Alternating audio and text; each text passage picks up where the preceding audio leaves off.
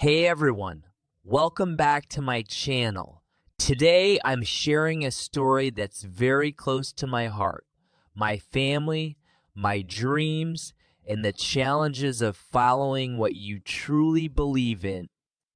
If you've ever felt torn between your responsibilities and your passions, this story is for you. So stick around and don't forget to like, comment, and subscribe to my channel for more inspiring content. Let's dive in. My family and my dream. My name is Alexander. I am 18 years old and from England. My father is German and my mother is English. I have 2 brothers and 1 sister. We are a happy family. My father owns a business and we have enough money to live well. I go to a good school and have a good life. But deep inside, I have a dream. I want to travel. I want to see new places, meet new people, and learn about the world outside England. I want to feel alive. My father doesn't understand my dream. He wants me to stay and help with the family business. You have everything here, he says.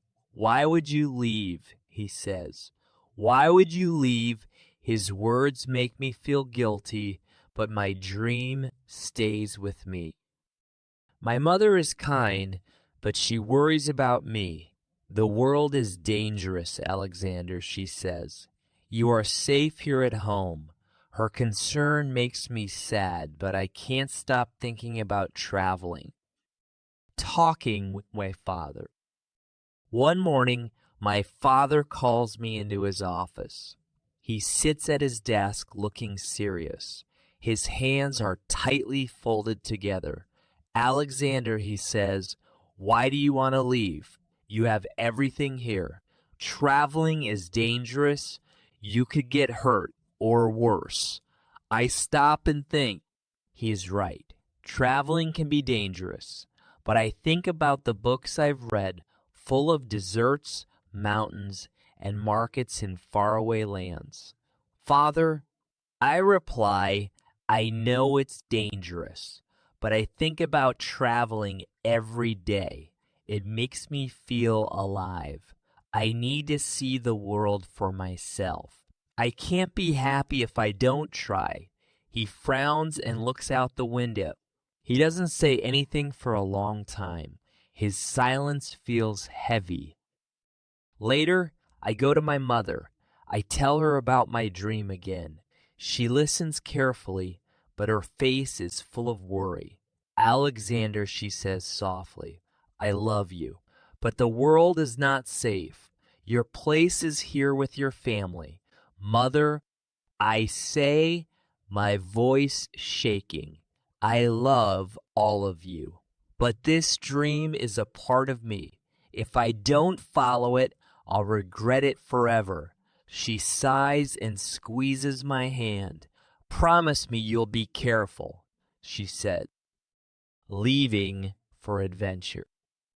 A year later, I visit a busy town called Hull. The streets are full of people selling and buying things. Ships fill the harbor, rocking gently in the water. I meet my friend there. He is excited. My father's ship is going to London, he says. Come with me. It will be an adventure. His words make my heart race. I think about my parents. I know they will be upset if I leave. But this is my chance. Okay, I say. My voice shakes, but I feel excited. The storm. At first, the sea is calm. The wind is soft and the sky is clear. I feel free for the first time in my life. But soon, dark clouds gather. The wind becomes stronger and the ship begins to rock. The storm hits hard. Waves crash over the deck and the wind screams in my ears. The ship moves wildly, and I grab the side tightly. My heart beats fast. I am so scared. Help with the pumps! Someone shouts at me. I run below deck to help pump out water. My hands shake as I work, but I don't stop. When the storm is over, the sea becomes calm again. The sky is blue, but I can't forget how afraid I felt. The pirates. One day, we see a ship coming toward us. It moves fast. The men on our ship look worried. It's a pirate ship, the captain says. Get ready to fight. The pirates climb onto our ship, shouting and swinging swords. The crew fights back, but I freeze. My hands shake as I hold a weapon I don't know how to use. A pirate pushes me down, and I hit the deck. His face is wild and angry. He raises his sword, but someone from our crew pulls him away. I try to get up, but the fight ends quickly. We give up, our captain shouts. The pirates tie our hands and take us to their ship. Their leader has a long scar on his face and cold eyes. He looks at us and says, "You are my prisoners now." The young woman. The pirate captain makes me work hard every day. My hands are sore and my body aches. At night, I sleep on a thin mat, dreaming of freedom.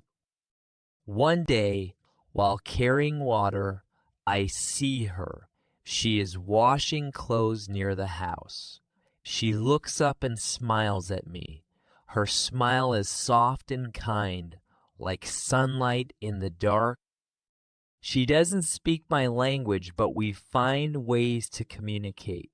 Sometimes her hand brushes mine as we pass each other. It's a small touch, but it fills me with hope. I think about her all the time. I imagine a life where we are free and happy together, but I know it is only a dream. Slaves are not allowed to love. The lion. One day, the boy and I go to a nearby beach to get water. As we fill our bottles, we see a lion sleeping in the sun. Its body is large and powerful. The boy whispers, "What do we do?" Before I can answer, the lion wakes up. It sees us and stands up quickly. My heart pounds as the lion charges toward us. I grab my gun and fire. The first shot hits its leg, but it keeps coming. I fire again, hitting its chest. The lion slows down. My final shot hits its head, and it falls to the ground. We stand there shaking with fear. "We could have died," the boy says. "Yes," I reply, my voice trembling. We take the lion's skin, thinking it might be useful, but we leave its meat. I can't bring myself to eat it. The people on the beach. As we sail further, we see people on a beach. They wave at us and hold up food as if offering it to us. The boy pulls my arm. "We should leave. It's not safe," he says. I hesitate. The people seem friendly, but I am not sure. We stay on the boat watching them from a distance. They watch us too, but we don't move closer. Meeting the people and the animals. We don't know how to take the food from the people. They see us waiting, so they put the food on the ground and walk away. When they are far from the food, we go to it. Now, we are not scared of the people anymore. As we take the food, the people come back. They look friendly and we thank them.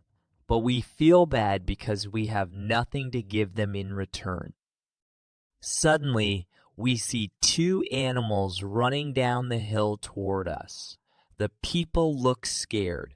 One animal attacks a young girl. I grab my gun and shoot. The first shot hits the animal and it falls dead.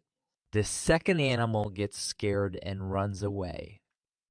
The people freeze when they hear the gunshot. Then they look at the dead animal and are shocked. Slowly, their shock turns into relief. They are happy that the girl is alive and safe. The people thank us again and give us more food and water. Now we have plenty of supplies for our boat. The Portuguese ship. The next day, we continue our journey. As we sail, we see some islands in the distance. I think about visiting them, but the boy starts shouting. He is pointing at something. I look where he's pointing and see a ship. The boy is scared, thinking it might be a pirate ship, but I look closer and see the ship's flag. It is Portuguese. Nobody on the ship notices us, so I take my gun and shoot into the air. The sound is loud, and the sailors on the ship hear it. They see us and come toward our boat. Soon, we are on the Portuguese ship. The sailors speak Portuguese, Spanish, and French, but I don't understand them. Then one man comes to me. He is Scottish and speaks English. The Scottish sailor listens as I tell him our story. After he explains it to the others, all the sailors are very kind to us. They let us stay on their ship. We are so happy. To thank them, we offer to give our boat to the captain.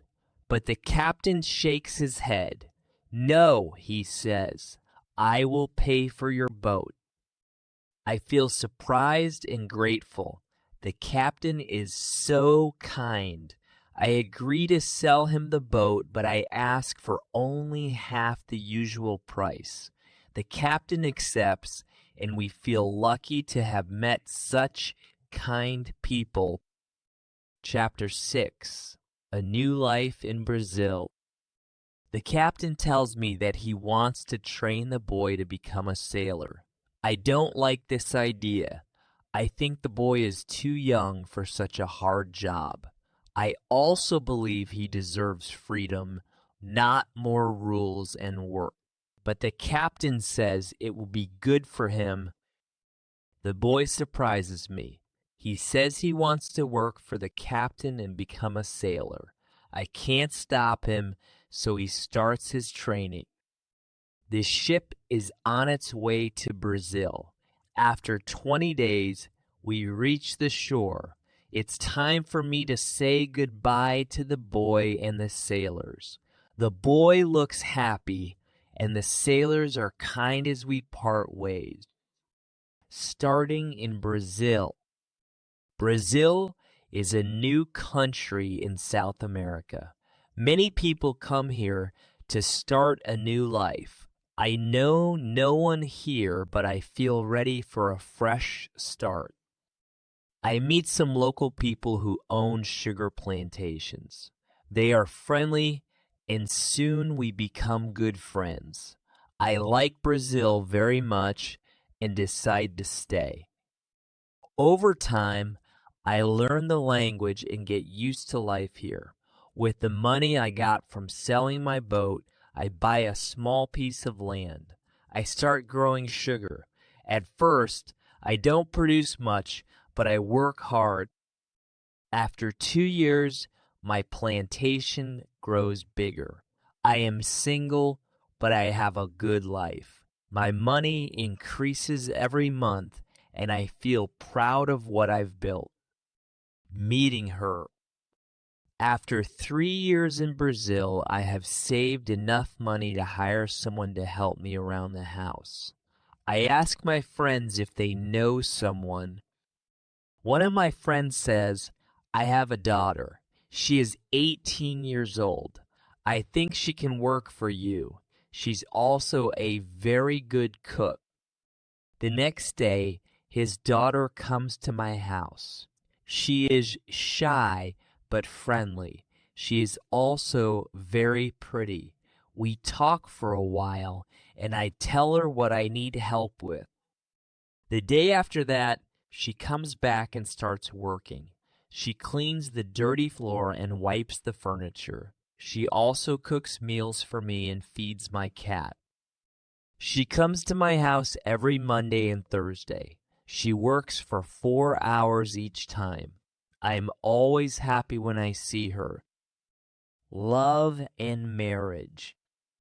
The girl and I often have breakfast or lunch together. We talk and laugh, and I enjoy her company.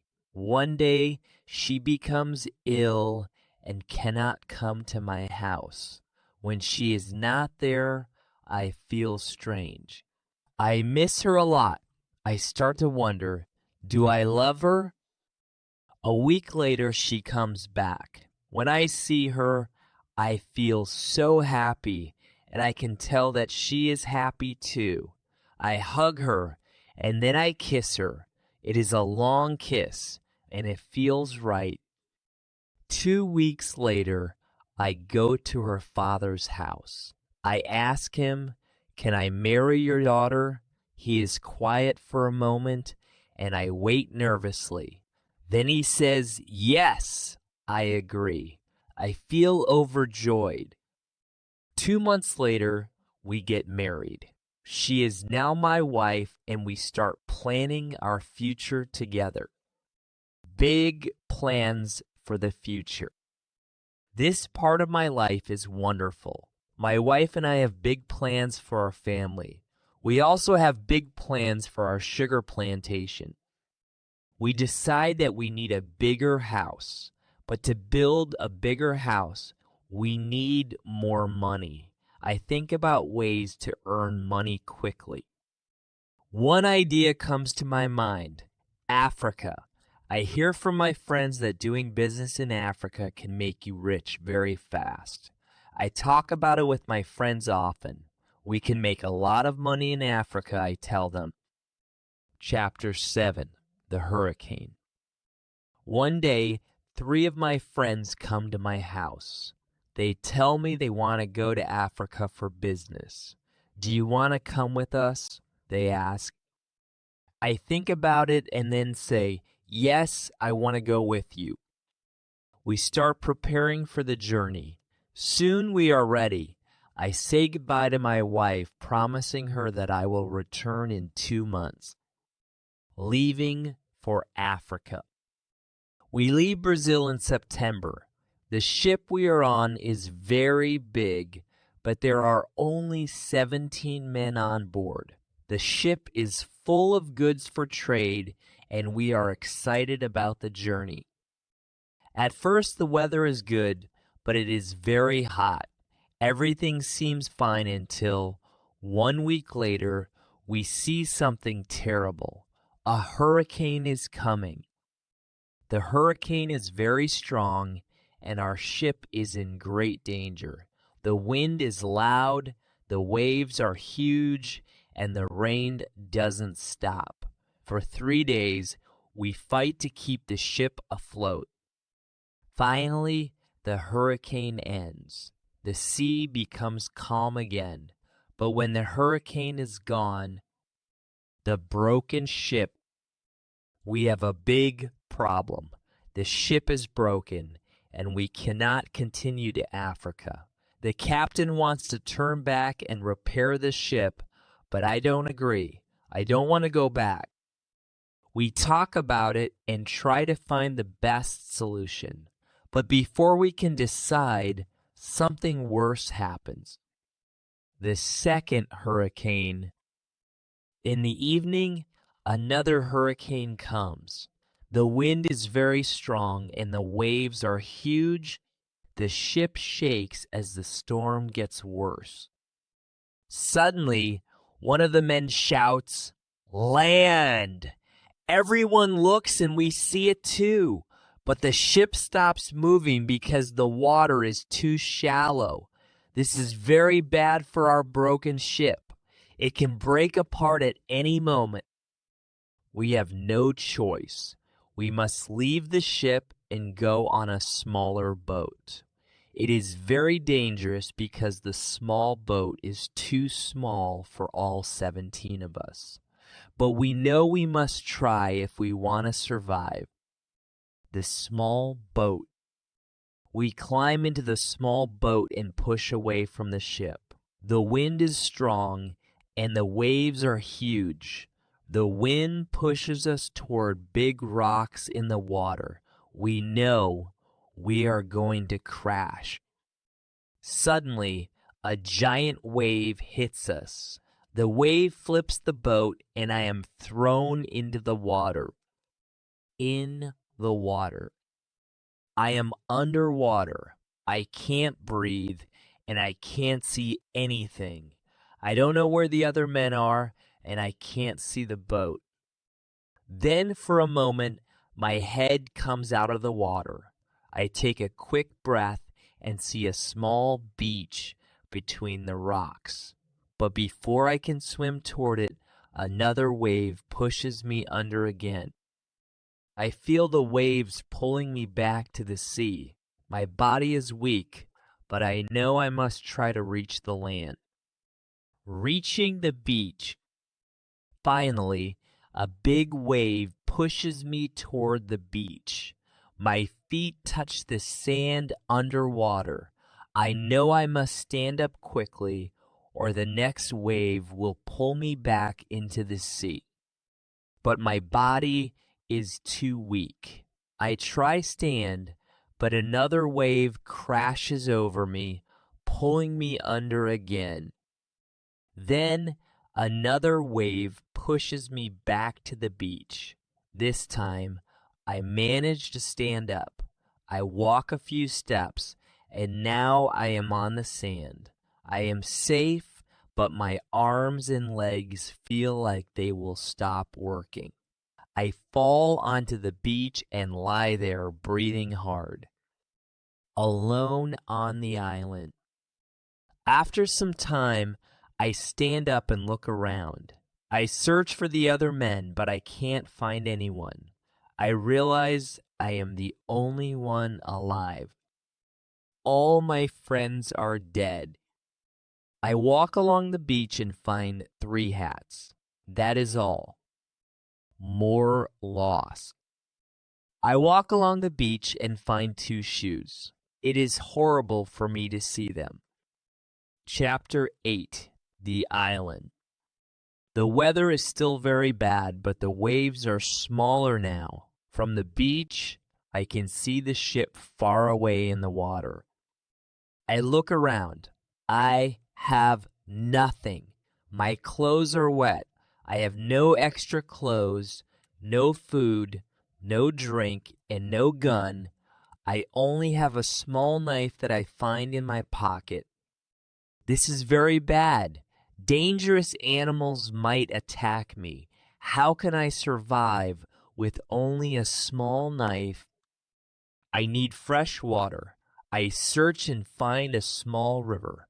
I drink from it, and the water makes me feel better.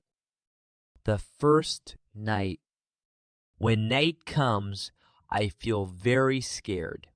Dangerous animals might come, so I can't sleep on the ground. I climb a big tree and spend the night there. The night is long and cold. I don't sleep much, but at least I am safe. The ship. The next morning, the sea is calm. I can still see the ship in the distance. I decide to swim to it. When I reach the ship, I look for a way to get inside, but I don't see one. I swim around the ship twice, looking carefully. Then I see a rope hanging on one side. I grab the rope and climb onto the ship. Exploring the ship. The ship is empty. I walk around trying to find food. I'm lucky. Some food is still dry. I take as much as I can. I also find a bottle of rum. I take the bottle of rum. I take the bottle with me. Then I hear something, a noise. My heart starts beating fast. Someone else is on the ship. Could it be one of my friends? No, that's not possible. My friends are all dead. I follow the sound carefully. I'm scared, but I need to know what it is. The captain's dog. When I get closer, I see what it is. It's a dog. It's the captain's dog. I feel happy. Now I am not alone anymore. I have a friend making a raft. I need to take the food, the bottle of rum, and the dog back to the beach. But there is a problem. I don't have a small boat on the ship. I decide to make a raft. I find some wood and tie it together to build a simple raft. While I am looking for clothes, I find something surprising. I find a beautiful carpet, 4 guns, and a box of gunpowder. I take everything I can. I put everything on my raft. The sea is calm, and the wind pushes me toward the land. This is good. Soon, I am on the beach. I look for a place where I can stay. I see a hill, and I decide to climb it. From the top of the hill, I can see everything around me. I look out and see the sea all around. I realize I am on an island. I also see 2 small islands nearby, one to the north and one to the north and one to the west. To the south, I see a big piece of land about 100 kilometers away. To the east, there is nothing but the ocean. The island seems empty. I don't see any people, only wild animals. The tent. On my way back from the hill, I see many birds. I don't know their names, and I'm not sure if they are safe to eat. I kill one bird, but the meat tastes bad, so I leave it. I go back to my raft and think about the ship. I decide to return to the ship the next day and take everything important. Another storm could destroy it completely. That evening, I build a small tent near the beach. I put things that could be damaged by rain inside the tent. When night comes, I lie on the ground. I keep 2 guns near my left shoulder and 2 near my right shoulder. Now I feel safe. I am very tired and fall asleep quickly. The next morning, I swim back to the ship. I make a second raft to carry more things. This time, I find 7 new guns and some beds. I take everything back to the beach. Every day, I go to the ship and bring back useful things. For example, I find a lot of candles, which are very helpful on the island. I also find 2 big boxes of tea. One day, I discover a closed box on a ship. Under the box, I find a key. When I open the box, I see some money from Europe and Brazil. Money is not important on the island, but I take it with me anyway. I also find some cards with pictures. The pictures show the king and queen. I think I can use the cards to play games and have some fun. The next day, the sky is full of big, dark clouds. They get bigger and bigger, and the wind gets stronger and stronger. I visit the ship, but I don't make a raft because a storm is coming. Rafts can break easily in storms. I swim back to the beach just as the wind gets very strong. At night, the storm is loud and scary, but I am safe inside my little tent. The next morning, the storm is gone, but so is the ship. Now I know I will stay on the island for a long time. I need to make a nice place where I can live, and it must be safe. I think about my options. I can look for a cave, or I can build a bigger tent. Maybe I can do both. I need a place near fresh water and in the shade. The place must also be easy to protect. I also want to see the sea from my home so I can watch for ships. I find a good spot near a big hill. The hill protects me on one side. I build a fence around the other sides. The fence doesn't have a door, so I use a ladder to climb over it. I bring all my things inside the fence. I have many plans in my head. I make 2 tents. One tent is big and the other is small. The small tent is inside the big tent. The big tent protects the gunpowder and food from the rain. I live in this smaller tent. The calendar. When the tents are finished, I start to make a cave at the bottom of the hill. I want to use the cave to store food and other important things. I bring stones and earth from the cave to the fence. I use them to make a terrace on the inside of the fence. I keep working on the cave, but one day a storm comes. During the storm, I see lightning. I feel scared because I think the lightning could hit my boxes of gunpowder. If that happens, there could be a big explosion. It could destroy everything and even kill me. After the storm, I decide to fix this problem. I open the boxes with the gunpowder and put the powder into smaller boxes and bags. Then I hide these smaller boxes and bags in the rocks. I have a lot of gunpowder, so this work takes me 3 days. I also hunt every day. Hunting is a break from the hard work and I need the meat. While hunting, I start to learn more about the island. One day, I find some goats. I hunt them and now I have plenty of meat. Sometimes I feel sad. I think about my wife and I miss her very much. I think about my friends in Brazil and my parents. I know that traveling by sea can change your life completely. It can be amazing, but it can also be terrible. I know my friends from the ship are dead. I am the only one alive. I feel lucky to be alive, but I am also lucky to have all the things I brought from the ship, like food, guns, and clothes. Without these things, I could not survive. I decide to make a big cross and put it on the beach. On the cross, I write the date of my first day on the island. This will help me keep track of time.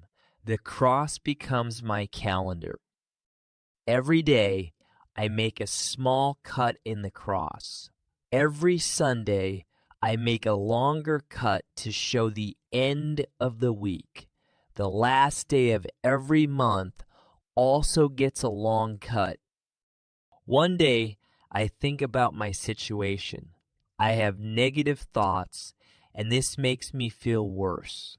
I decide I need to change my negative thoughts and think more positively. I decide to write about all the good and bad things in my life. First, I write what is bad. I am alone on this island. I have nobody to talk to. There is only a small chance that I will see England again. But then I think about the good things. I am alive. I am safe, and I have my freedom. I also have enough food. These are all positive things. I don't have good clothes, but I don't need many clothes on this island. I have my dog, and he understands some words. He knows when I say, sit down, come here, bring it, don't jump, or don't do it. I see that my situation is not perfect, but there are still good things in my life. I decide to focus only on the positive things. I keep working to make my place better. I make the cave bigger so I can store more things inside. I feel happy because my life is becoming well organized. Chapter 11. The book. I decide to make some furniture. I need a chair and a table. I use wood from my rafts and from the ship to build them. It takes me 5 days to finish the chair and table. After that, I make more furniture for the cave. I also put my clothes and guns inside the cave. When my work is done, I feel very happy. The cave is now comfortable and everything is well organized. I can easily find anything I need. I decide to write a book about my life on the island. I write about my days and my thoughts. I start with my first day on the island and write everything I remember. Writing helps me feel better. It's good to put my thoughts on paper.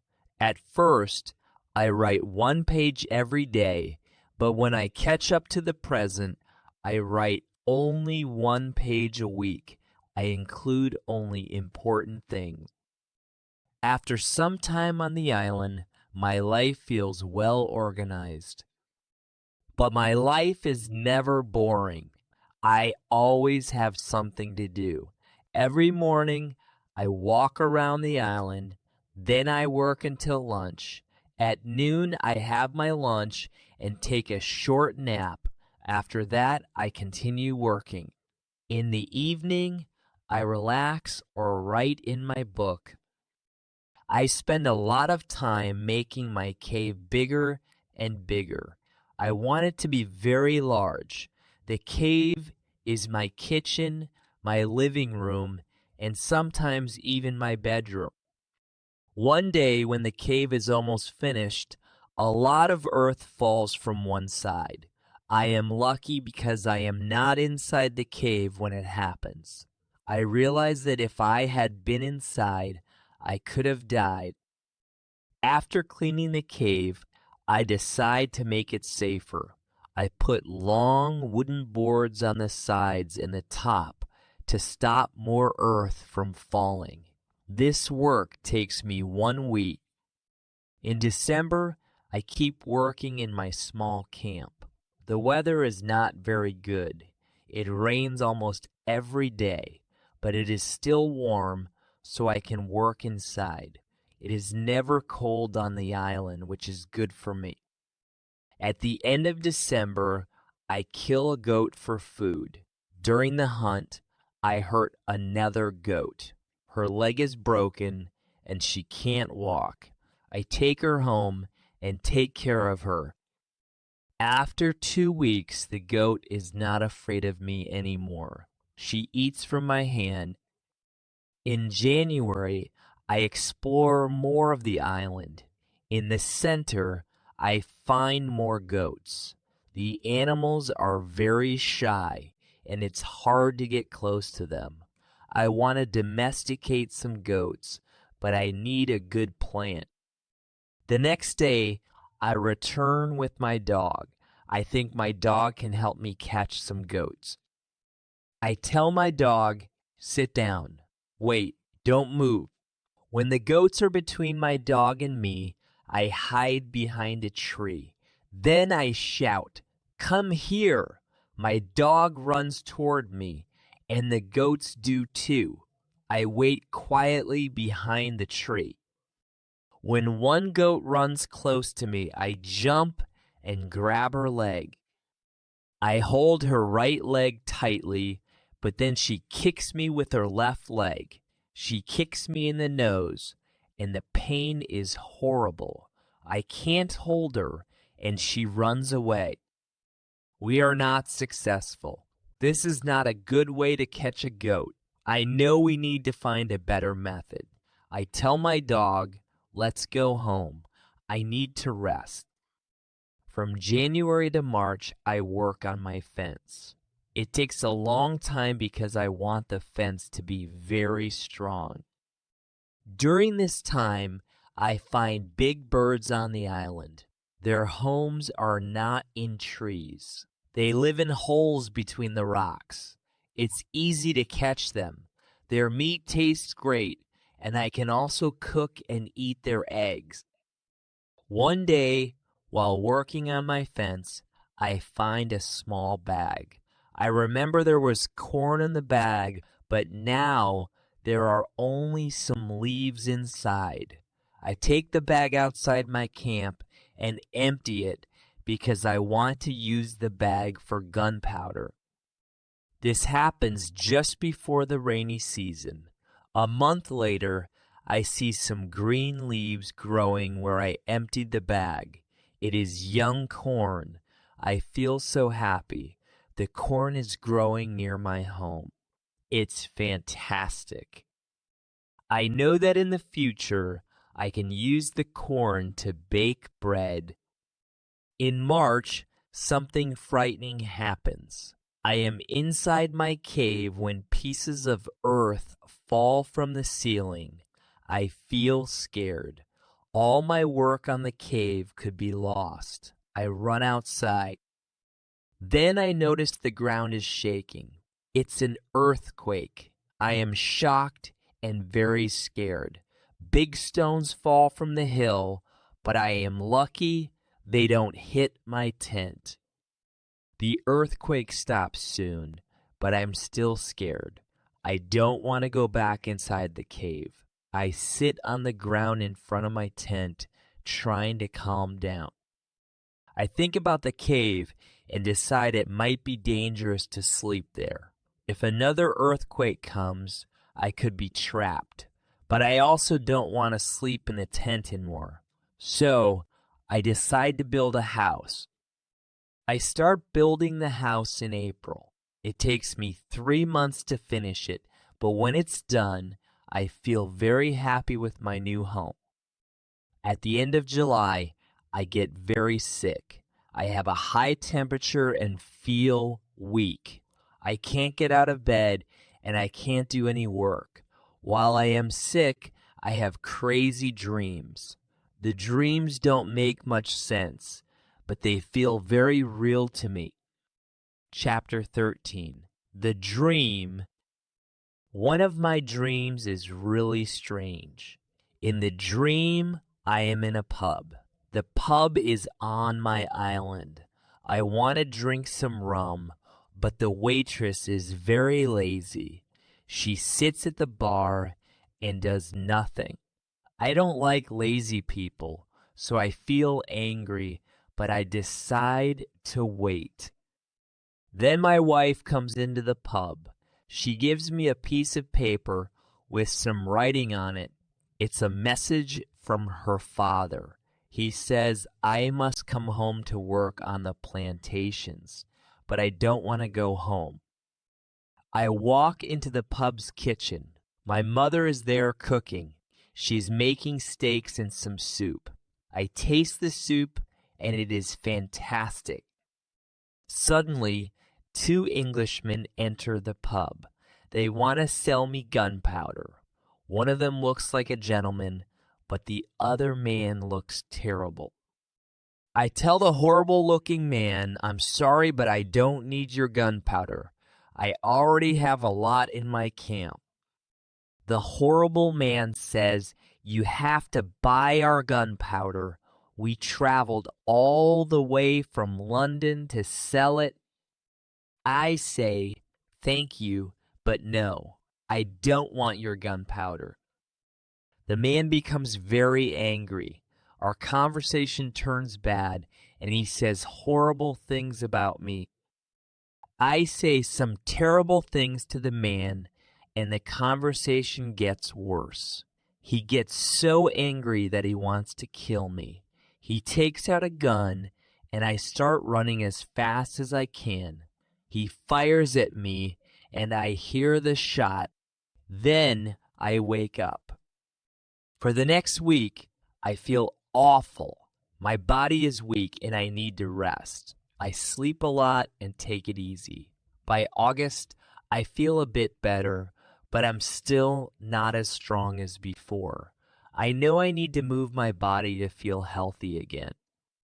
For 10 days, I walk around the island. These walks help me regain my strength. I feel better each day. When I'm strong again, I decide to explore more of the island. One day, I find a new part of the island. It's a valley with a beautiful lake in the middle. The valley is in the center of the island, and it's full of fruit trees. I see melons that look like big green balls. They are very sweet. I also find apples, oranges, and lemons. I want to take some fruit back to my cave, but I don't have a big bag with me. So I gather the fruit in one spot, then return to my cave to get a bag. When I come back with the bag, I collect the fruit and take it home. I really like the fruit valley. It's so beautiful, and I feel happy when I'm there. I even think about moving to the valley, but it's far from the beach. I need to stay near the beach so I can watch for ships that might rescue me. Chapter 14. The House. Even though I don't move to the valley, I decide to build a small house there. I visit the valley often and work on the house step by step. The house is small, but I make it very safe. I build a double fence around it to protect it like a castle. I use a ladder to climb inside the fence, and I keep stairs in one corner to get out. It's a clever way to stay safe. Building the house takes a long time. I work on it through August and into September. When it's finished, I feel proud. Now I have a second place to stay, and I can enjoy the beautiful valley whenever I visit. I enjoy the fruit valley so much. It gives me energy and makes me feel strong and healthy. Sometimes when I'm in the valley at night, I sit and watch the moon and the stars. I think about my wife and my family back in England. I know they can see the same moon and stars, but we're far apart. It makes me miss them even more. I often think about my family and hope they are happy and safe. I also think about all the other people who look at the moon. I wonder where they are and what their lives are like. At times I feel connected to them as if we're all part of the same universe. I think about God too. I have so many questions for him. I ask, why am I here on this island? Why am I alive when my friends are all gone? I don't have answers, but I trust that God knows what he's doing. As I think about these things, the rainy season begins. The rain continues until the middle of October. This is my first year on the island. When the rains finally stop, I go back to my house in the valley. I'm surprised to see that my fence is covered in green leaves. The leaves are beautiful and also very helpful. They hide the house in shadows, making it hard to see. I love how it looks and feels. It's peaceful here. I decide that I want to build a fence like this around my first house too. When the rainy season ends, I plant some of my corn seeds in the ground, but I have a bad feeling, as if something might go wrong. To be safe, I only plant half of the corn. It's a good idea because none of the corn grows. Later, before the next rainy season, I plant the rest of the seeds. This time, the corn grows, and I feel so happy. Now I have a small farm on the island. I notice that the seasons here are not like in England. There is no spring, summer, autumn, or winter. Instead, we have 2 rainy seasons and 2 dry seasons. With this information, I can plan better. I know when to plant my corn so it has the best chance to grow. Chapter 15, Basket. I start making longer trips around the island, and I realize I need a basket. With a basket, I can carry more food and more food and more fruit from the valley. I cut branches from the same trees I use to make fences. The branches are strong and perfect for weaving. When my basket is ready, I decide to take a long trip around the island. I walk through the fruit valley first. After the valley, I find big fields covered in grass. The fields are flat, and colorful flowers grow everywhere. The smell of the flowers is amazing. Many insects buzz around the flowers, and I see big, beautiful butterflies. Some of their wings are as wide as 10 centimeters. I also see small trees around the fields. I find nuts on these trees. The nuts are different from the ones in England. They have a unique shape and taste, sweeter than any nuts I've had before. As I explore, I discover new animals. I see wildcats living in this part of the island. There are also many parrots and other interesting birds. I managed to catch one parrot. It's a beautiful bird with bright colors on its body: red, green, orange, blue, pink, and yellow. This side of the island is very beautiful, and it has so much food. But I decide not to move here. It's too far from the beach, and I need to stay where I can watch for ships. On my way back, my dog catches a young goat. I quickly step in and save the goat. I take the goat home with me. I've been thinking about keeping goats, and now I have another chance. I leave the goat in my house in the valley. I need to prepare a place for it at my first home. After my long trip, I'm very tired, so I spend the whole day relaxing. I also make a cage for the parrot. Once I'm rested, I bring the goat home. The goat starts to calm down and seems more comfortable with me. I decide to make a map of the whole island. I add all the new places I found to the map. Time moves quickly, and soon it's September again. This marks my second year on the island. I'm not as sad as I used to be. I've accepted my situation. Life here isn't easy, but I have many good things. My days are now simple but full. In the mornings I go hunting. At noon I cook my meals. When the sun is too hot in the afternoon, I rest. Then, in the cooler evening hours, I work on projects. I also teach my parrot to say his name. His name is Pole. Chapter 16, Bread. In November and December, I face a problem with my corn. Wild goats come into my field and start eating the young plants. I don't want to lose my corn, so I quickly build a fence around the field. I make a gate in the fence and put my dog inside to guard the field at night. This helps keep the goats away, and soon the plants grow tall. But then a new problem appears: birds. They start eating the seeds from the corn. I shoot at the birds to scare them, and they fly away. But I have to watch my field every day to protect it. At the end of December, I finally have my first corn. It's not much, but I don't eat it. I decide to save all the seeds so I can plant more corn in the future. To store the seeds, I need pots. I look for clay on the island and find some. At first, I try to make a pot, but it doesn't work. The clay breaks or falls apart. Still, I don't give up. I keep trying again and again.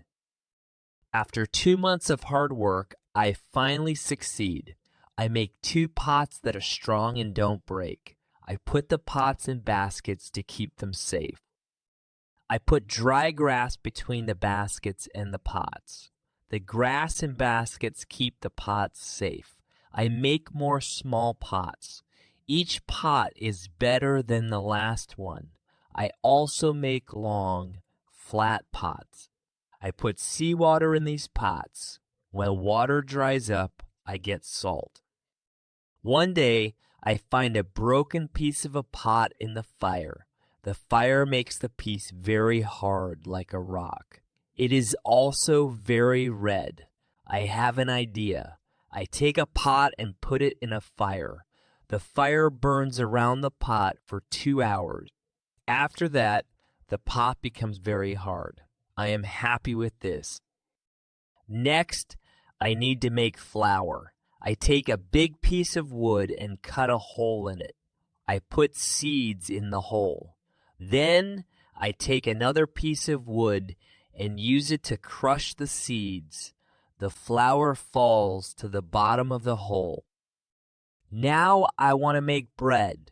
I mix the flour with water. Then I find 2 stones. I put the stones near the fire.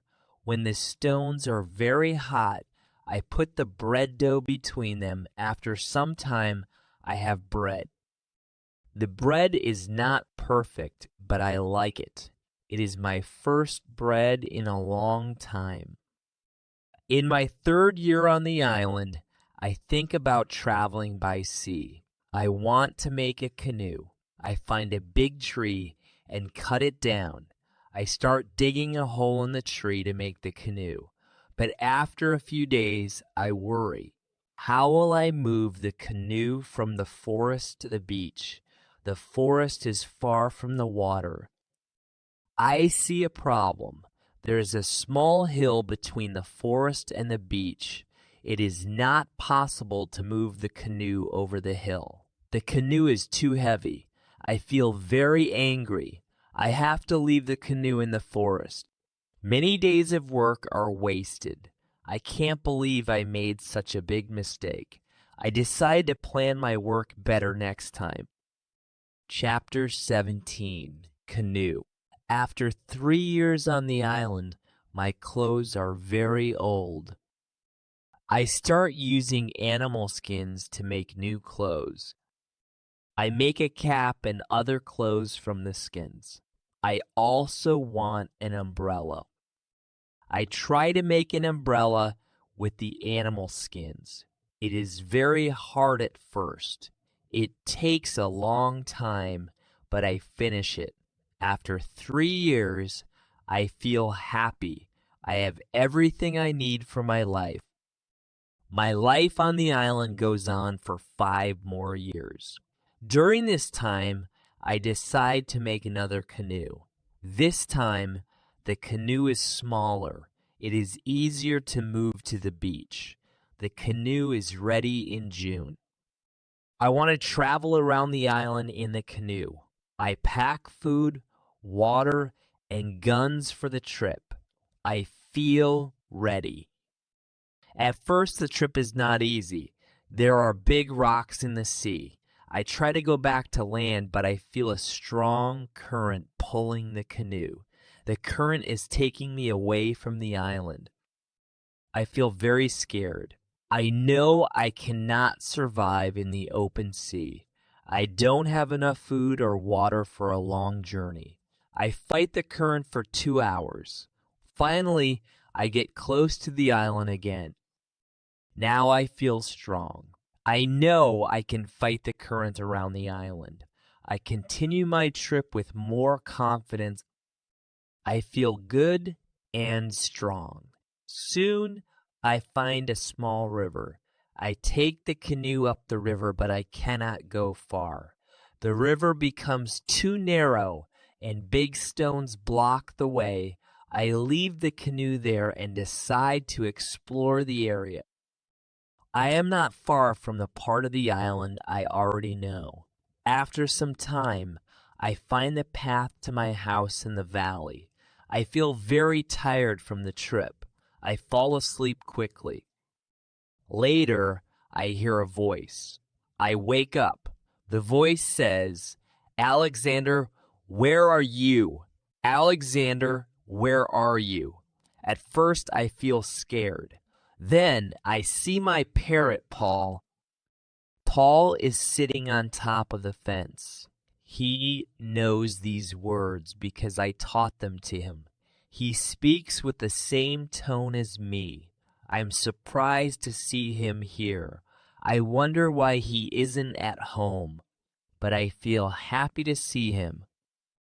I don't go back to the canoe. I return home with Paul. For the next year, I don't take any trips. I stay at home most of the time. I make more tools and pots.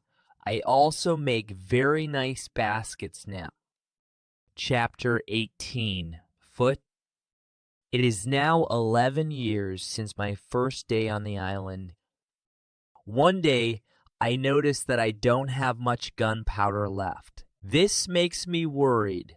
I need gunpowder to hunt animals. My first goat is very old. I want meat, but I cannot kill her. One day the goat dies naturally. With less gunpowder, I must find another way to get meat. I decide to make traps. At first, I am not successful, but later I catch 3 young goats, 1 male and 2 females. I take the goats home. I make a small area for them with a fence around it, but I see that the area is too small for 3 goats.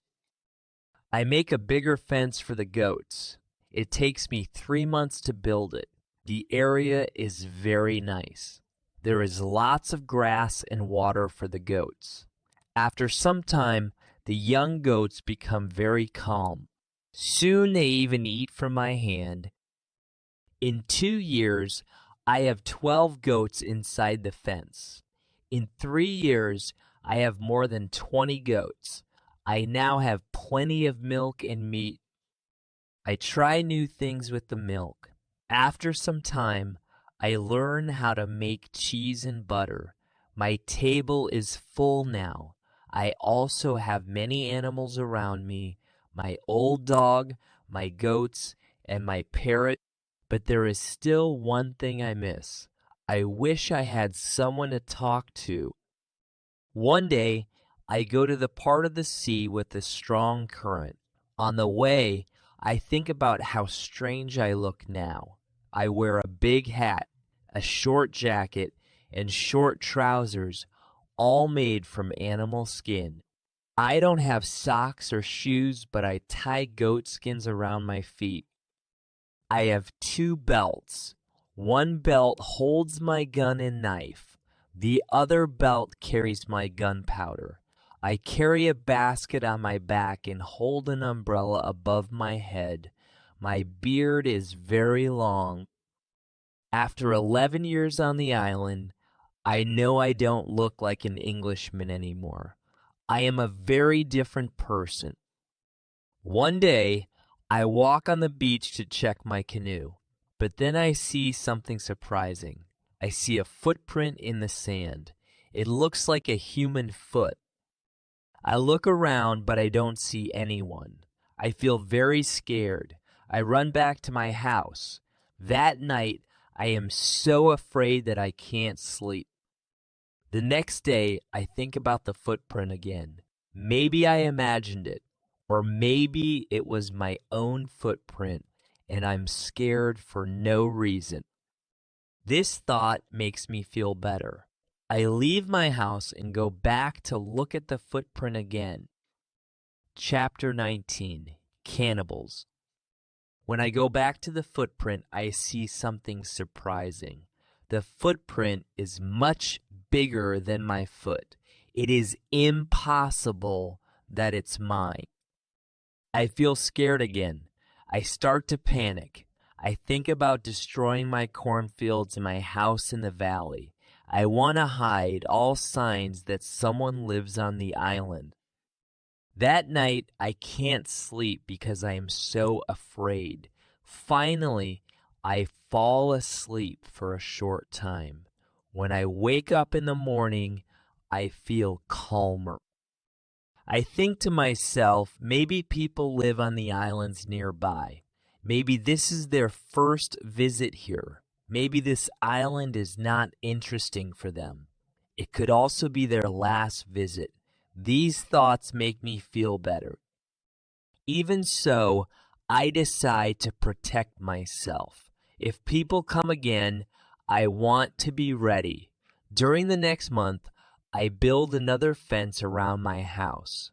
I make small holes in the fence. Through these holes, I can shoot with my gun if someone attacks. Now, my house is very safe. I also worry about my goats.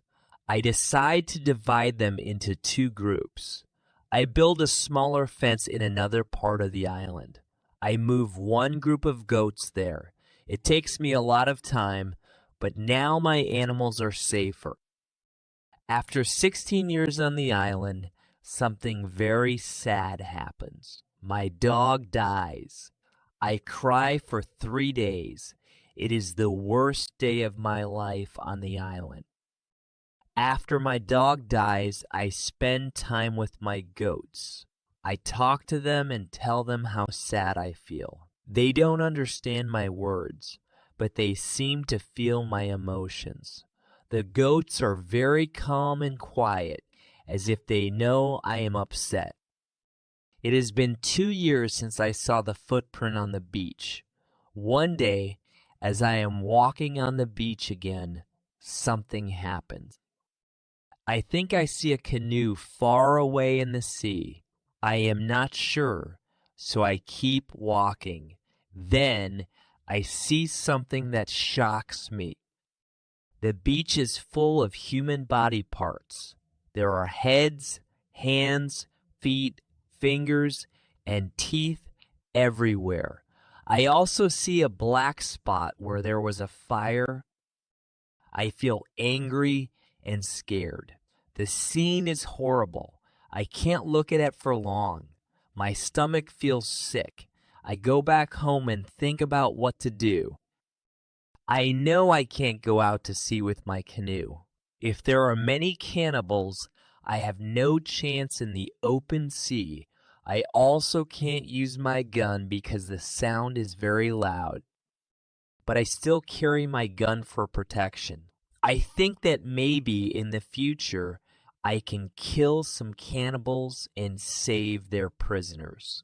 I look for a hiding place near the beach where I can prepare to attack. Then I change my mind. I think it's not good to fight the cannibals. I don't know these people. They have not attacked me. Maybe it's wrong to attack them first.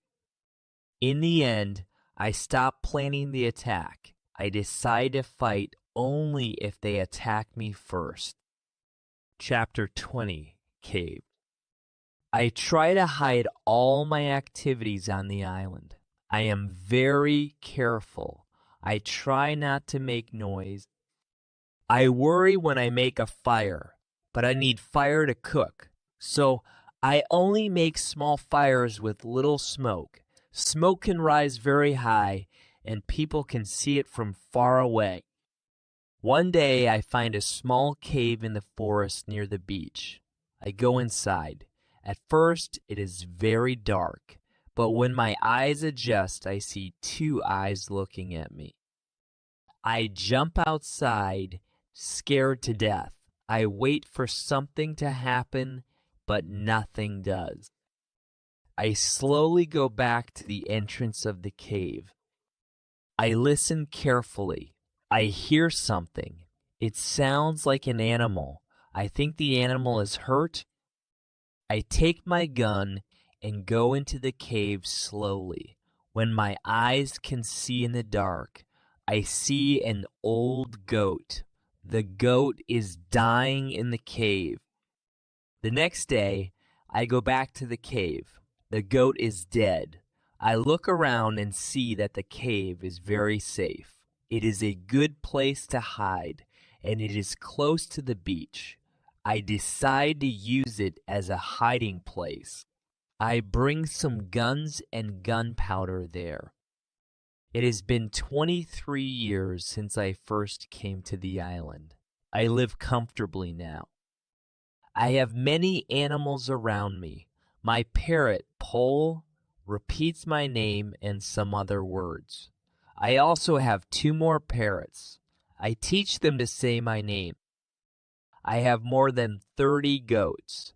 One day, I am walking in my fields in the morning.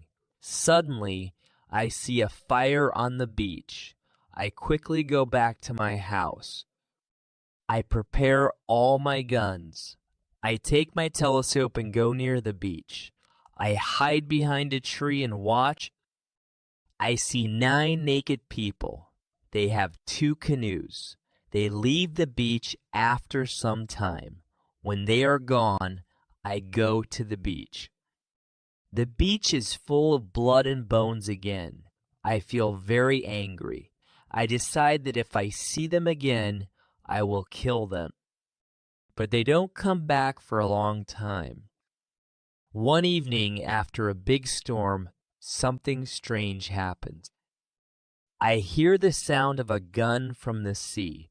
I go to the beach and see a light far away on the water. Then I hear the gun again. I know that a ship is near my island. The ship is in trouble. They are asking for help. It is very dark, and I can't see the whole ship. I decide to help. I take a lot of dry wood. The fire on the beach. I make a big fire on the beach. The men on the ship probably see the fire because they shoot their gun again. I think maybe I can talk to someone tonight. This makes me very happy.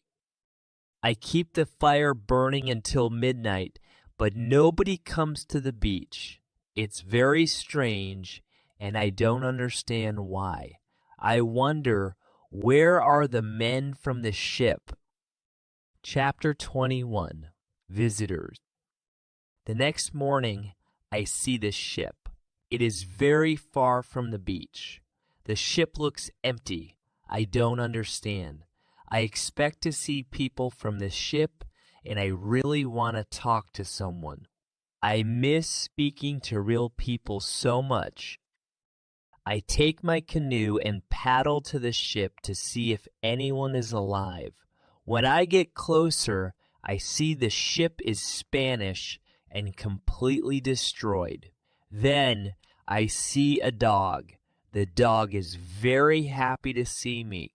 I give him some bread and water because he is very hungry and thirsty. I look all over the ship, but I find no people. Where are the men from the ship? I think. It's strange, and I can't find an answer. It's a mystery. The ship has many boxes. Some are small, and some are big. I open the boxes. In some big ones, I find bottles of alcohol, but the boxes are too heavy to carry on my canoe.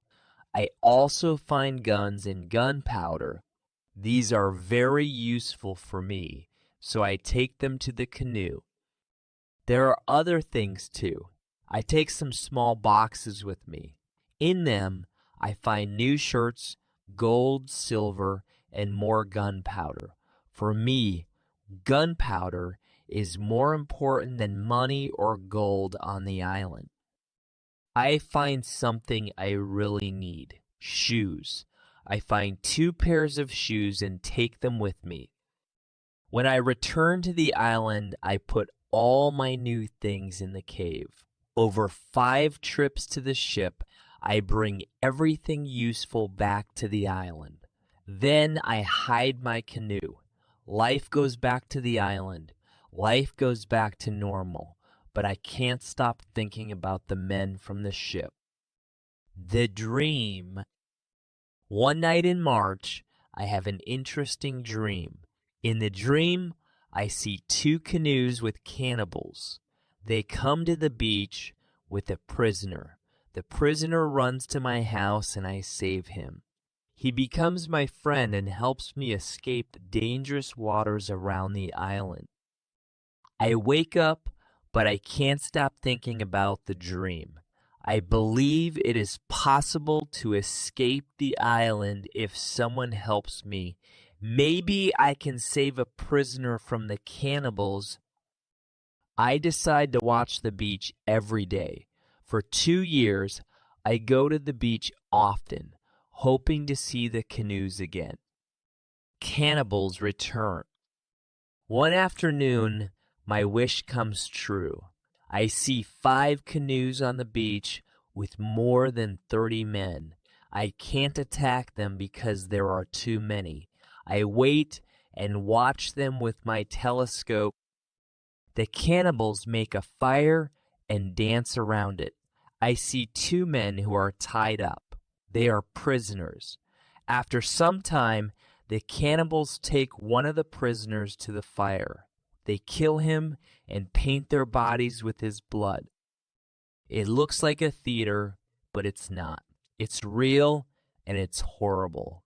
I feel so helpless because there are too many cannibals. The second prisoner is sitting to the side.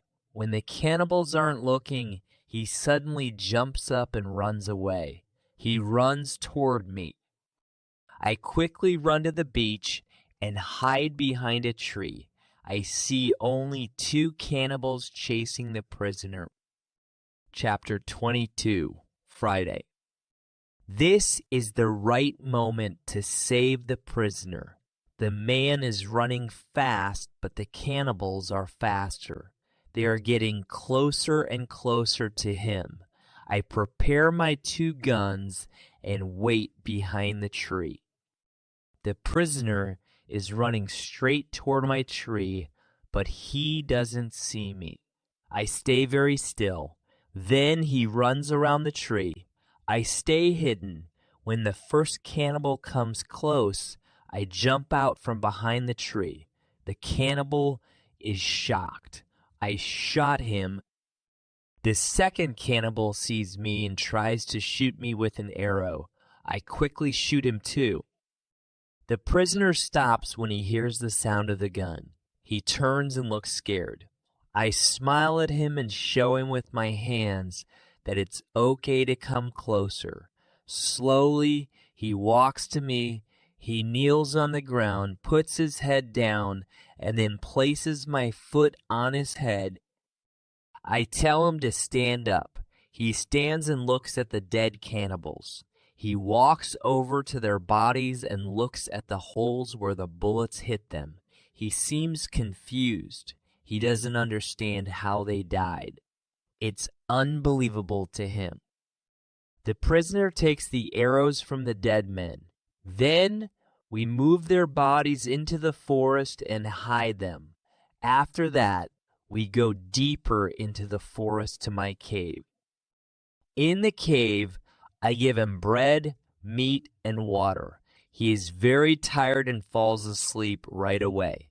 While he sleeps, I look at him closely. He is young, slim, and strong. I think he is about 25 years old. He has long black hair, dark skin, and a kind face. I let him sleep and go outside. I sit near the cave and watch the area. I'm worried the cannibals might come looking for us, but they don't. 3 hours later, the man wakes up and comes out of the cave. He looks happy to be alive and safe. I talk to him and give him a name. I call him Friday because today is Friday. I tell him my name and teach him 2 words, yes and no. The next day, we go to the top of the hill. I use my telescope and see that the canoes are gone. We are alone on the island. We go to the place where we hid the dead cannibals. When Friday sees them, he wants to eat them. I get very angry and show him that it is wrong to eat people. Then I understand. Friday is also a cannibal. We bury the cannibals and walk to the beach. What we see there is horrible. Human bones are everywhere, and the sand is red with blood. We collect the bones and body parts. Then we prepare a big fire to burn them. Afterward, we go back to my house. At my house, I make a small tent for Friday. It's between the two fences around my house. I feel nervous because I don't know if Friday might hurt me. But after some time, I see that I don't have to be afraid. Friday is a good man. He is like a son to me, and I feel like a father to him. Later, Friday shows me how much he cares. He even says he would give his life to protect me. I feel very happy to have Friday on the island with me. I start teaching him things about life, like how Europeans live. I also teach him new words like hi, hello, bye, and thank you. At first it's difficult, but I'm patient. I feel happy because now I can talk to someone. Chapter 24, Teaching Friday. I am very happy to have Friday on the island. I want to show him what I eat. I shoot a young goat with my gun. Friday is scared of the gun. He doesn't understand how something so small can kill a goat. He doesn't want to touch the gun. We cook a soup with the goat. While I cook, Friday goes to the forest and brings some herbs. He puts the herbs in the soup. The herbs are like pepper and the soup smells amazing. When we eat, the soup tastes fantastic. The next day, we cook goat meat with sauce. Again, Friday brings herbs and some plants. The herbs make the sauce taste wonderful. We also make a salad with the plants. I teach Friday how to prepare corn and bake bread. Soon, Friday can bake very good bread. We decide to make my field bigger so we can grow more corn. Friday helps me a lot with everything. He is also very good at catching fish. We work well together. We are a great team. Teaching English. I want to teach Friday English. I want him to learn quickly, so I try to be a good teacher. I think about the best way to teach him. When I speak fast, Friday doesn't understand me, so I speak slowly. I only talk about things in the present, and I use simple words and short sentences. Now Friday understands more. We talk about many things. When Friday doesn't understand, I point at the object or explain the word. If that doesn't work, I draw a picture in the sand. Soon, Friday starts to understand many sentences in the present. He also begins to say some words. His pronunciation is not good at first, but I don't care. I understand him, and I am happy because someone is speaking to me. Friday is a smart student. He learns quickly. After some time, he can say a few words like an Englishman. Not all words, of course, but when he says something well, it makes me very happy. Friday likes to repeat what I say out loud. I think this helps him learn faster. I realize that learning a language can be easy. You just need to copy what you hear. Look at pictures when you don't understand and practice a lot. Friday's progress. Friday improves very fast. Soon we can talk more and more every day. After a few months, we can have real conversations. Friday likes my tools, and he finds them very interesting. He loves the telescope most of all. He often borrows it and goes to a hill to look at everything around the island. One day we talk about Friday's people. I ask why they have enemies. Friday explains that there is a war between two groups of local people. He says, "We are neighbors, but we don't like each other. We fight and have many conflicts." Chapter 24, Knife. Friday tells me that there is never peace among his people. They kill each other whenever they can. He explains that his people eat their enemies and perform rituals when they catch them. Friday also tells me about the sea and its currents. Thanks to him, I learn more about the history, culture, and traditions of his people. Sharing my story. I tell Friday my story. I describe England and Europe. I tell him about our cities, schools, ships, and how we travel around the world. I explain that education is very important in Europe and that we learn many things from books. For Friday, all of this is new. His people don't need schools. On their islands, they have everything they need for life. When I trust Friday enough, I show him how gunpowder works. I teach him how to use a gun. I also give him a knife and a belt. He is very happy with the knife. Friday tells me that he has seen such a knife before. He says that some white men live with his people on their island. He counts 17 Europeans. I think these men could be the sailors from the Spanish ship. Friday says these men are fine. I feel happy when I hear that other Europeans are not far from my island. I start to think about how to meet them. A walk and a plan. The next day, Friday and I go for a walk around the island. First, we visit the cross where I mark the days. "What is this?" Friday asks. I explain that there are 7 days in a week: Monday, Tuesday, Wednesday, Thursday, Friday, Saturday, and Sunday. When Friday hears the word Friday, he laughs. I explain why his name is Friday, and now he fully understands the meaning of his name. During the walk, Friday tells me if we build a canoe, we can go to my island. I take Friday to the other side of the island and show him my canoe. But Friday says this canoe is too small for 2 people. We need to make a bigger one. Building the canoe. We decide to build a bigger canoe. First, we cut down a large tree. Then I show Friday how to hollow out the inside of the tree. It takes us a month to finish the canoe. After that, we spend 2 days moving it to the beach.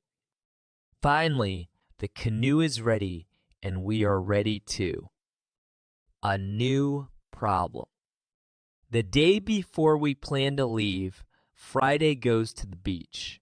He comes back very quickly. He looks scared. "There are 3 canoes on the beach," he says. He's afraid because he thinks the cannibals are here to find him. I tell him, "Don't worry. We are strong, and maybe they aren't looking for you today. Let's wait and watch." We take 15 guns and go to the top of a hill. From there, we can see the beach. We see 14 cannibals, 2 prisoners, and 3 canoes. The cannibals stop near the edge of the forest, close to the beach. This is good because we can stay hidden and plan what to do next. Chapter 25. Father. It is easier to attack the cannibals and save the prisoners, so we move quietly through the forest. As we get closer, I think about my right to kill them. They have done nothing to me directly. After thinking, I decide to only watch and attack if it's really necessary. When we get very close to the beach, we see the cannibals sitting around a fire. They start eating the first prisoner. The second prisoner is still alive. He is not one of Friday's people. He is European. The cannibals want to eat him next. I decide to save him if I can. We move closer, but stay hidden behind the trees. There are 12 cannibals around the fire. Then 2 of them go toward the European man. When I see this, I prepare my guns. I ask Friday to do the same. We shoot quickly. With 6 shots, we kill 3 cannibals and hurt 2 others badly. The rest of the cannibals jump up, scared and confused. They don't know where the danger is coming from. Some run to their canoes and some stay on the beach. We keep shooting and kill 3 more cannibals. Then we grab our guns and run to the beach, shouting loudly. I run to the European prisoner while Friday shoots another cannibal nearby. I quickly untie the European man. He says something in Spanish, but I don't understand him. I give him a gun. He is weak, but he manages to shoot at the cannibals. The cannibals are shocked by our quick attack. They are also very scared of our strange guns. Only 2 cannibals try to fight us, but we shoot them. Friday fights very well. Friday quickly kills 1 injured cannibal. Another injured cannibal runs into the forest. Friday chases him and kills him with his knife. Only 3 cannibals manage to escape. They jump into a canoe and start paddling away. Friday shoots at them, but misses. It is dangerous to let them escape because they might tell their people about us. We think about following them in one of the canoes, but to our surprise, we find another man lying at the bottom of the canoe. He looks very scared. He didn't see the fight. He only heard it. The man has ropes tied around his neck. He is in great pain and can barely breathe. I quickly cut the ropes to free him. When Friday sees the man, he starts crying. Then he laughs, hugs the man, and jumps up and down. He dances around the man, crying and laughing at the same time. When Friday calms down, he tells me the man is his father. I feel tears in my eyes as I watch the son's love for his father. This happy moment delays us, and the escaping cannibals are already gone. Friday massages his father's hands and feet to help him. The massage makes the blood flow better, and soon his father feels much stronger. After talking with his father, Friday suddenly runs to the forest. When he returns, he brings a bottle of fresh water. His father drinks it quickly because he is very thirsty. I ask Friday to give the rest of the water to the Spanish prisoner. He also needs water very badly. The Spanish man thanks me a lot. He is so weak that he can't walk properly. I ask Friday to massage the Spanish man's feet, too. The massage helps, and the Spanish man starts to feel a little better. I want to help the Spanish man get to the canoe because it is hard for him to walk. Friday is young and strong. He lifts the Spanish man onto his back and carries him to the canoe. Friday carefully puts him inside. Chapter 26. Dinner. When the Spanish man is in the canoe, Friday jumps out and pushes the canoe along the beach. Soon, we reach the place near our house. Friday helps the Spanish man and his father out of the canoe, but they are too weak to walk. We have to carry them to our home. When we reach the house, we have a problem. Friday's father and the Spanish man can't climb over the fence. I think about what to do. At first, I want to pull them over, but there is no need. The cannibals are gone, so there is no danger. We decide to stay outside the fence. Friday and I make a tent for them outside the fence. We prepare soft beds so they can rest comfortably. When the tent is ready, I start cooking dinner. Friday brings some fish, and we cook it quickly. We eat together in the tent. Friday translates for me because the Spanish man speaks Friday's language.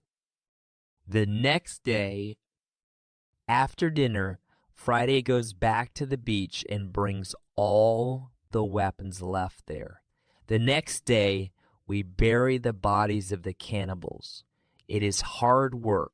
In the morning, I speak to Friday's father.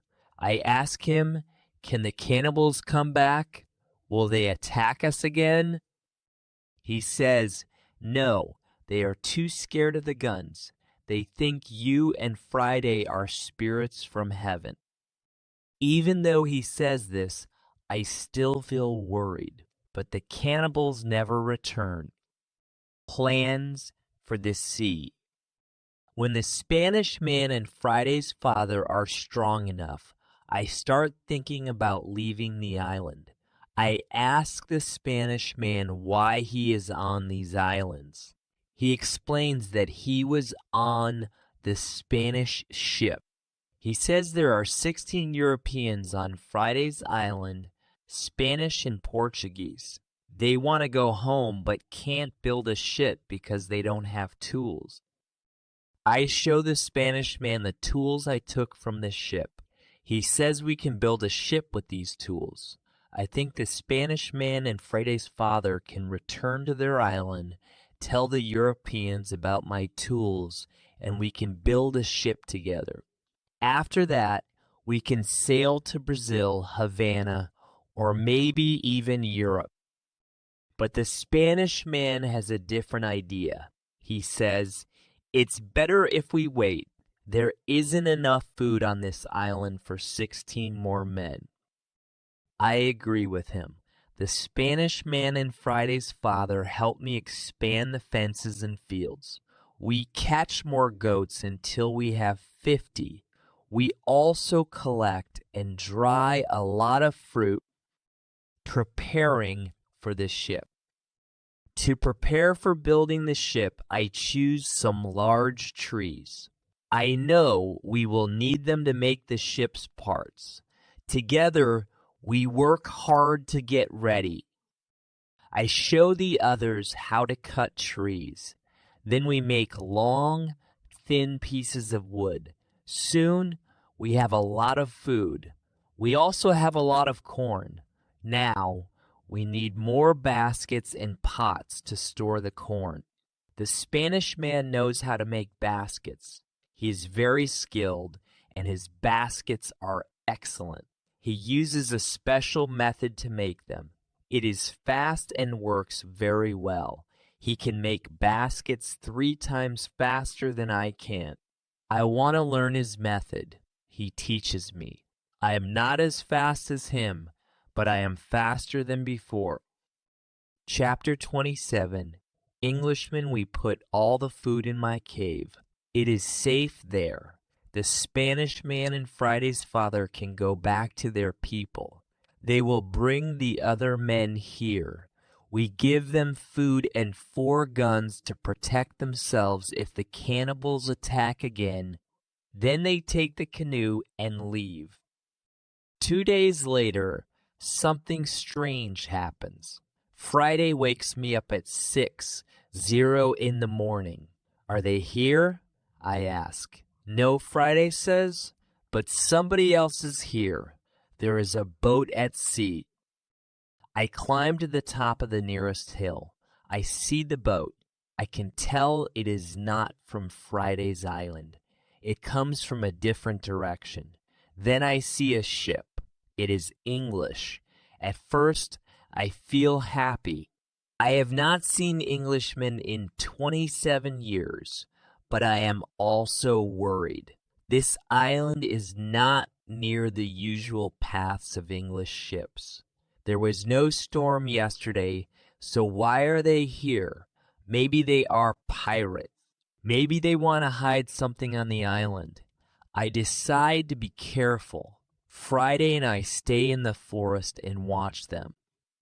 The boat reaches the beach. I count 11 men. 3 of them have their hands tied. The other 8 men take them to the shore.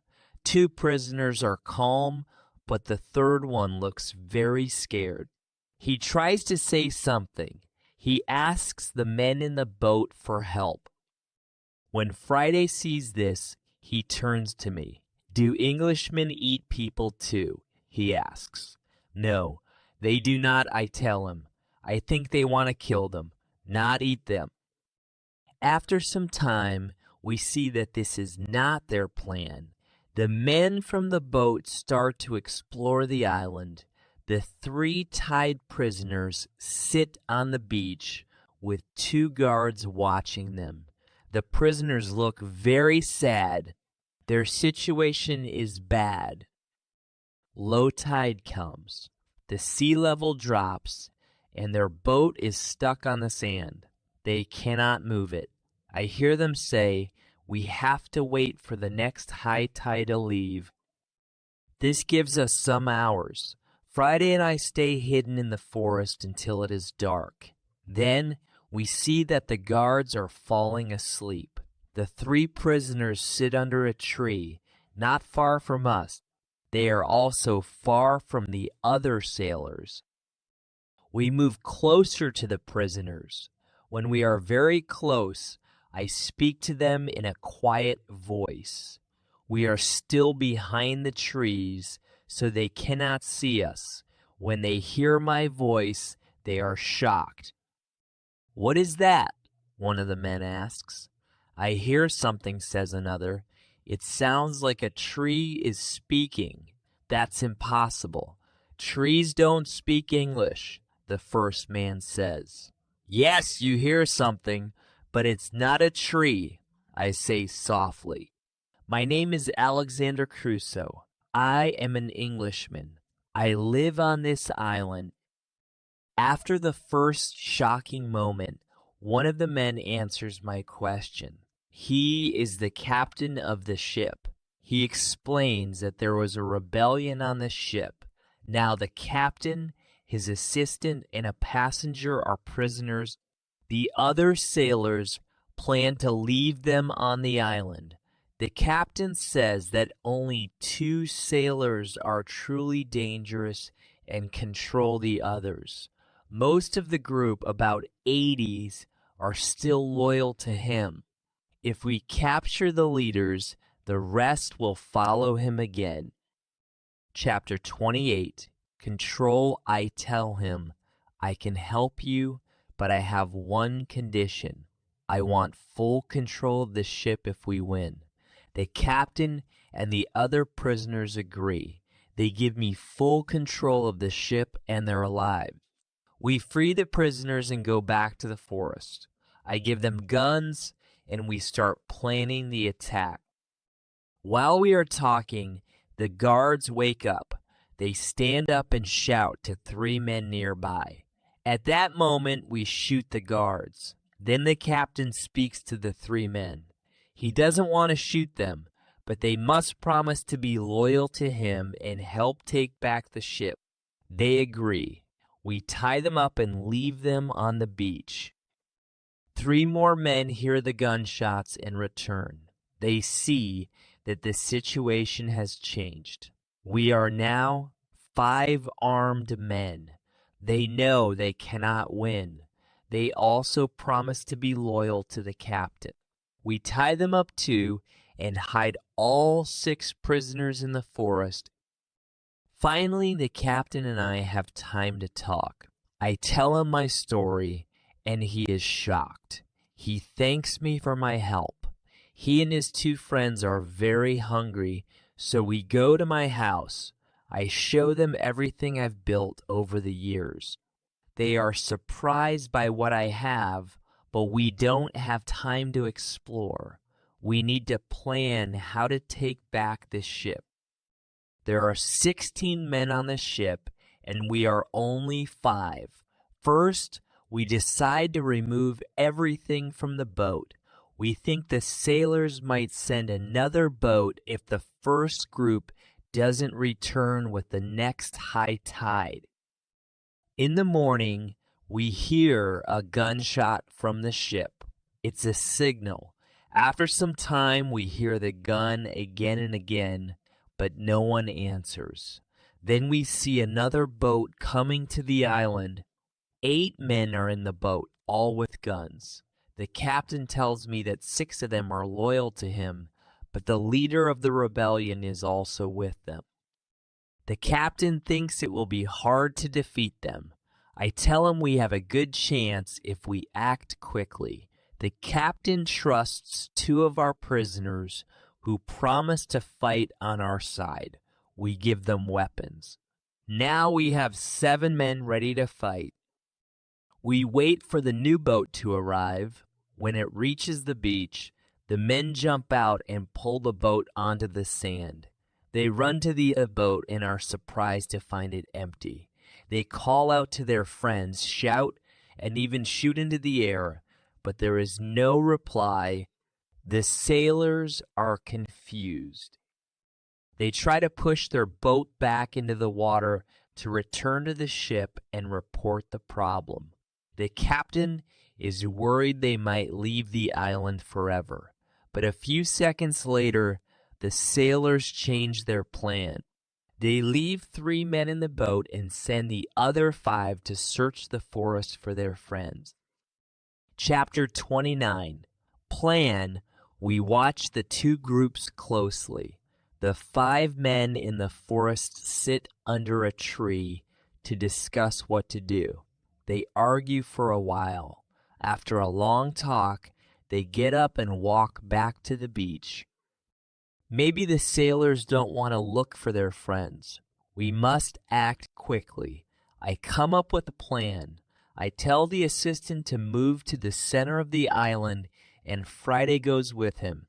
They shout loudly to get the sailors' attention.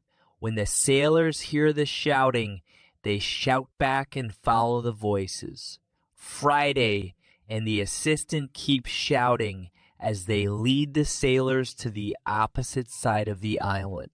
The plan works perfectly. The 5 sailors are now far from the beach.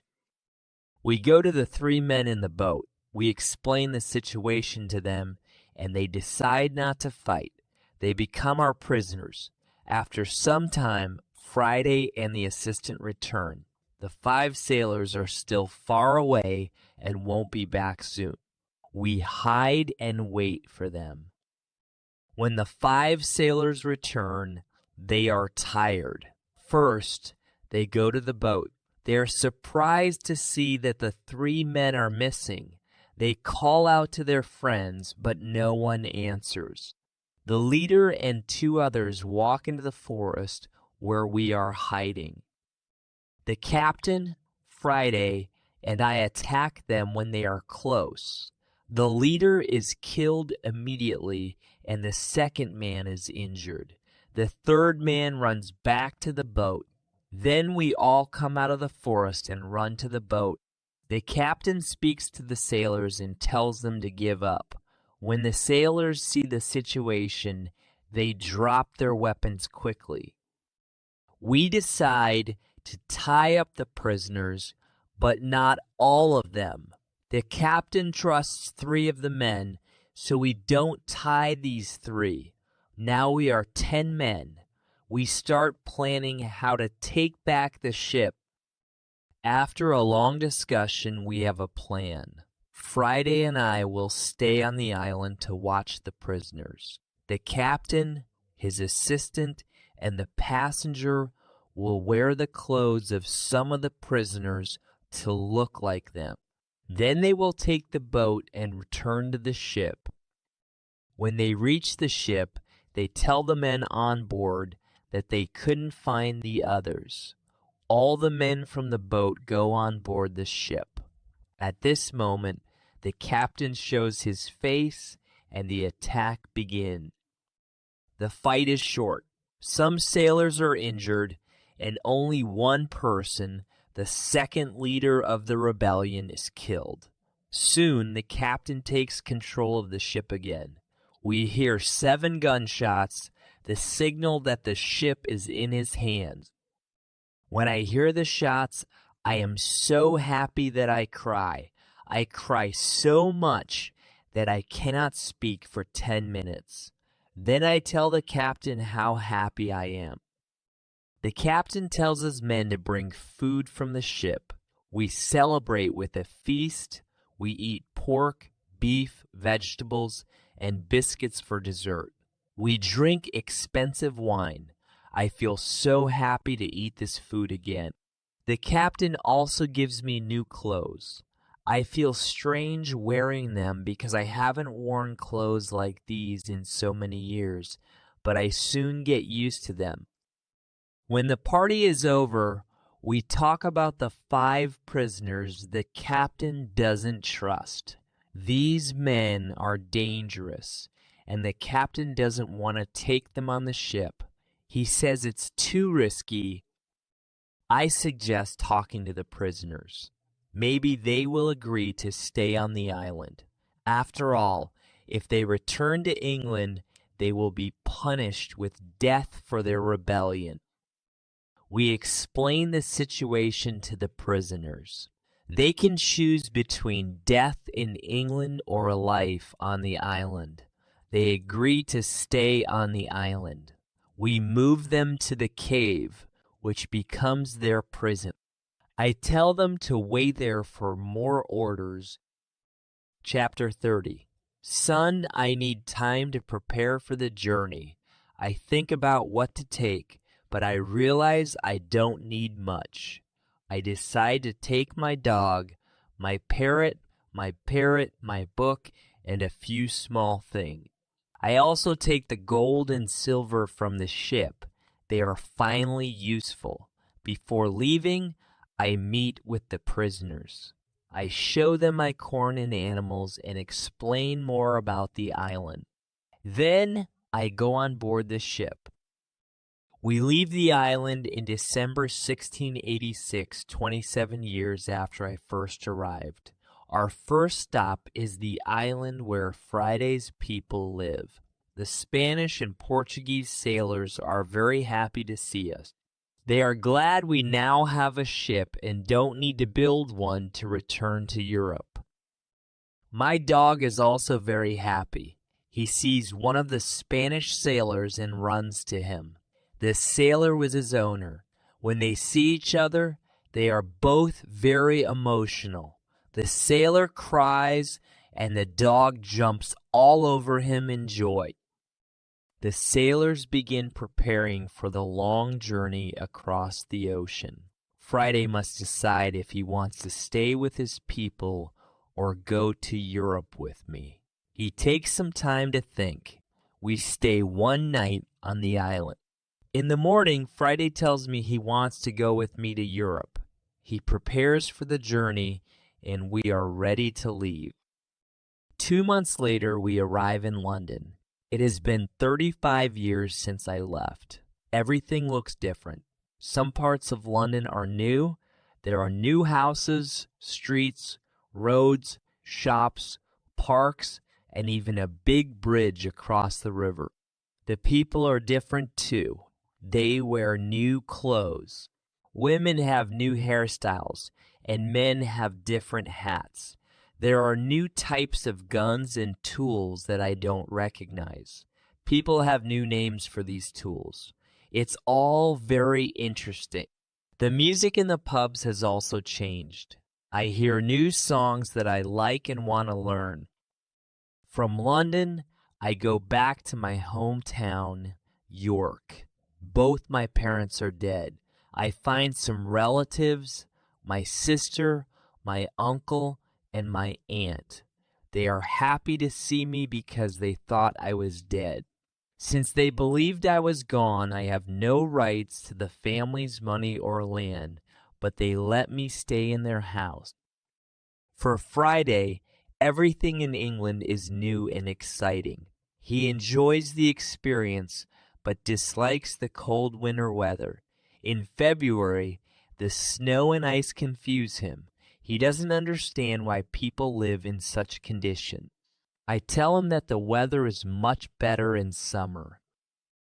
I write a letter to Brazil because I still remember the address of my old plantation.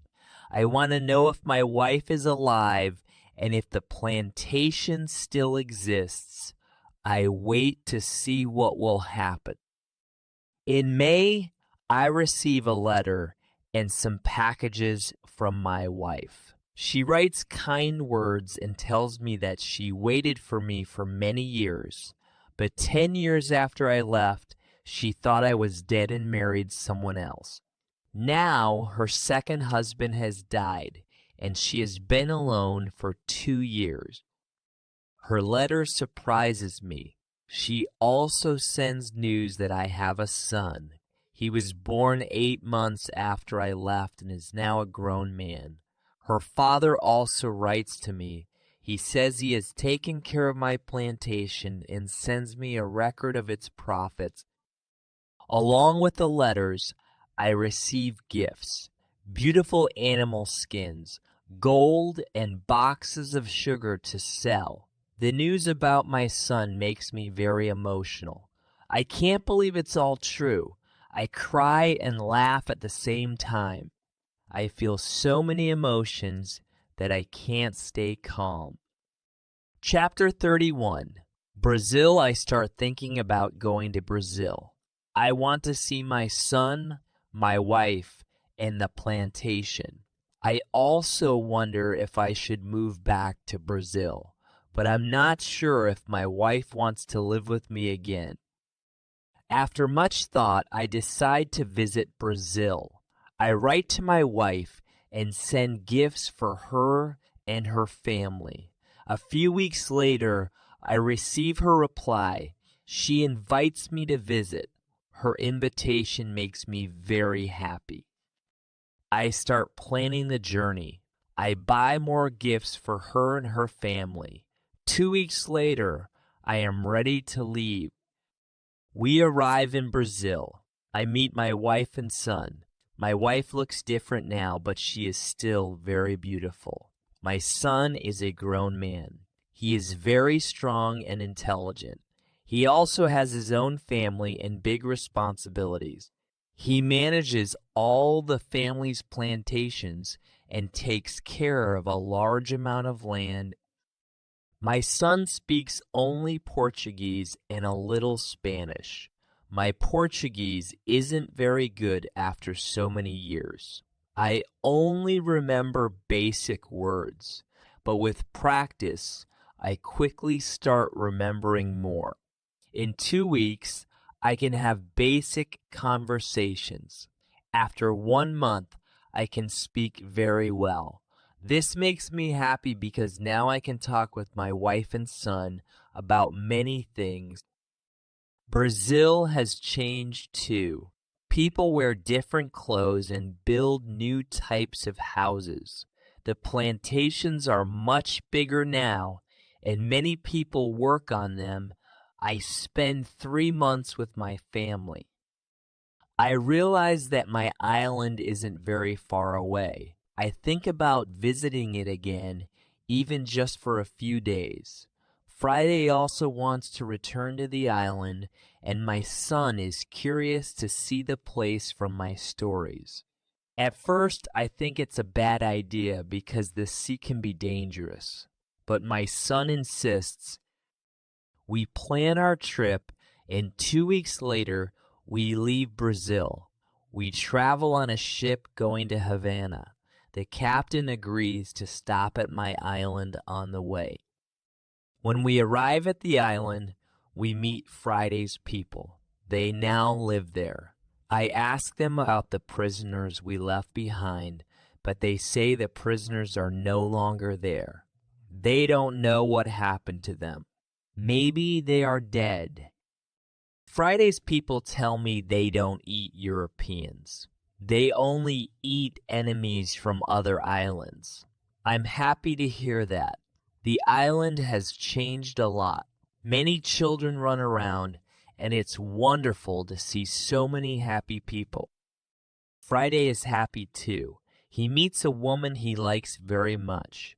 He asks me if it's okay for him to stay on the island with her. Friday feels grateful to me because he knows I saved his life. He doesn't want to leave me without my permission. I tell him he doesn't need to stay with me forever. It's time for him to start his own family. I'm happy for him because I can see they love each other. I respect his decision to stay on the island. While on the island, I walk around a lot. I visit all the places that were important to me during my years there. One of my favorite places is the Fruit Valley, where I spend a lot of time. My son enjoys the island too. He often walks with me, and I tell him more stories about my life there. We stay on the island for 20 days. Then, the ship from Havana arrives. It's time to leave. We say goodbye to Friday and his people. As the ship sails away, I feel strange. Tears come to my eyes. I realize how much I love this island. My heart will always be connected to it. And that brings my journey to an end, an adventure of survival, family, and rediscovery. From the island that changed my life to the new connections I've built, this story will stay with me forever. If you enjoyed this journey as much as I did, please like, comment, and subscribe to my channel. Your support means the world to me. Don't forget to hit the bell icon so you're always updated with new stories and adventures. Thank you for watching, and I'll see you in the next video.